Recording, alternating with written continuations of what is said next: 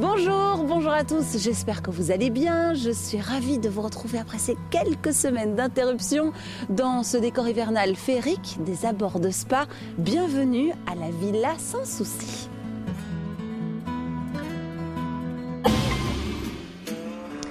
Ce chalet a été construit en 1903. Il a connu des fortunes diverses. À l'origine, maison de vacances pour citadins en manque de verdure. Il est passé ensuite et de main en main avant de tomber dans l'oubli. Il y a 3 ans, c'est une véritable ruine que Jean et Ingrid décident d'acquérir avec en tête l'idée de la rénover dans un esprit belle époque remis au goût du jour. Aujourd'hui, la Villa Sans Souci, c'est 4 magnifiques chambres d'hôtes que nous vous ferons découvrir tout à l'heure. Mais vous verrez également que la rénovation s'est précisée pas à pas au gré des découvertes dans les brocantes ou encore des trouvailles sur les sites de vente par Internet. Dès que l'on entre dans le salon, le ton est donné. Les propriétaires ont vraiment voulu redonner toute son âme à ce chalet, vieux de plus de 100 ans, mais dans un esprit résolument actuel, avec parfois une petite touche de fantaisie. On le voit avec ce bleu turquoise, assez inattendu, mais sans jamais dénoter.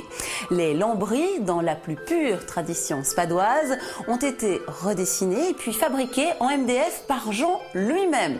Il faut dire qu'il est menuisier de formation, alors c'est vrai, ça aide, je vous le concède.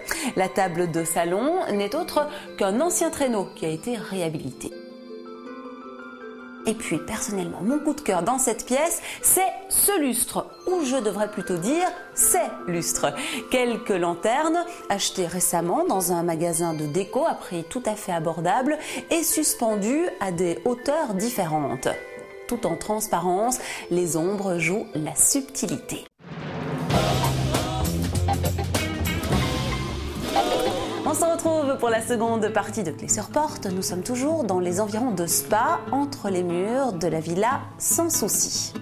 Passage incontournable de la maison d'hôte, la salle à manger. On y trouve cette table, imposante d'ailleurs, au beau milieu de ce jeu de chaises de récup, repeintes et recouvertes de 4 tissus différents qui leur donnent d'ailleurs un petit côté fun. La fantaisie est également déclinée au travers de ce lustre monumental qui tombe à quelques centimètres à peine de la table ou encore du rappel orange dans les tentures.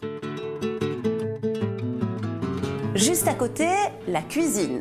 Ingrid la voulait intemporelle avant tout, quelques panneaux de MDF et les doigts de fée de Jean ont fait le reste. Il ne restait plus qu'à choisir les couleurs, gris et violet.